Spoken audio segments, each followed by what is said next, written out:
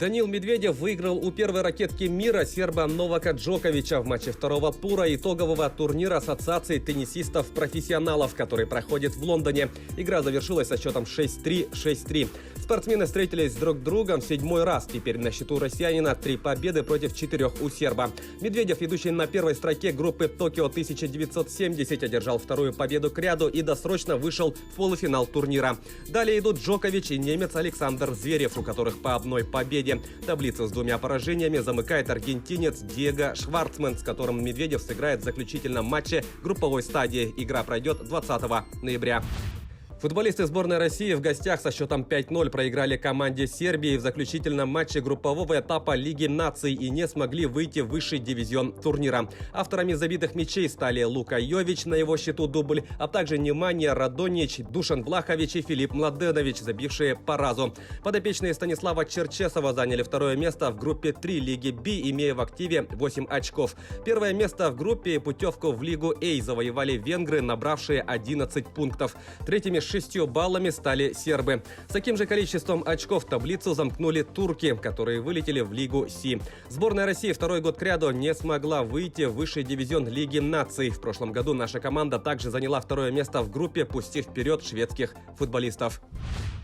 Баскетболисты российского клуба «Локомотив Кубань» на своей площадке выиграли у литовского Литкабелиса в матче группового этапа Еврокубка. Встреча завершилась со счетом 94-90. Самым результативным игроком матча стал разыгрывающий гостей Маргерис Нормантас, набравший 23 очка. В составе россиян самым точным был форвард Миндаугас Кузьминскас, на счету которого 20 баллов. Благодаря этой победе железнодорожники гарантировали себе участие в топ-16 турнира. Команда идет на второй строке таблицы группы С, имея в активе 6 побед в 8 матчах. Литовский клуб, проиграв 5 игр из 6, идет на 5-й позиции. В следующем туре 9 декабря «Локомотив Кубань» на выезде встретится с испанской Андоррой. Челябинский «Трактор» одержал минимальную победу над Санкт-Петербургским «СКА» в выездном матче регулярного чемпионата континентальной хоккейной лиги. Игра завершилась со счетом 0-1. Единственную шайбу на 53-й минуте забросил чешский нападающий гостей Томаш Гика.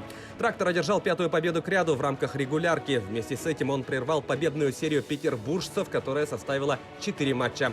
Челябинцы лидируют в турнирной таблице Восточной конференции, набрав 40 очков в 28 играх. Клуб из Петербурга идет вторым на Западе, имея в активе 35 пунктов после 26 встреч. В следующем матче «Трактор» на своем льду примет столичное «Динамо», а «СКА» дома сойдется с хабаровским «Амуром».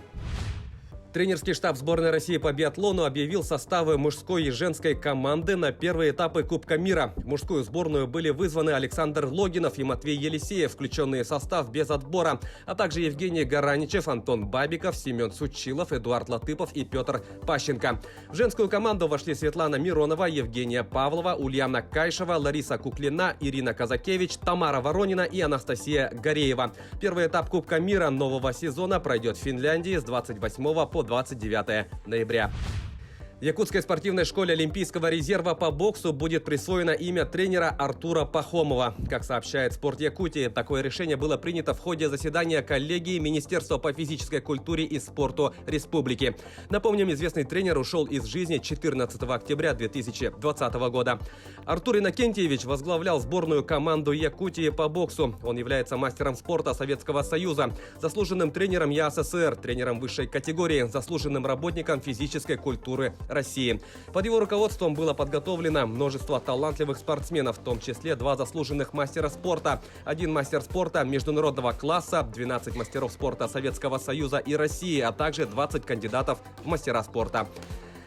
Таковы главные спортивные новости к этому часу. Занимайтесь спортом и будьте здоровы!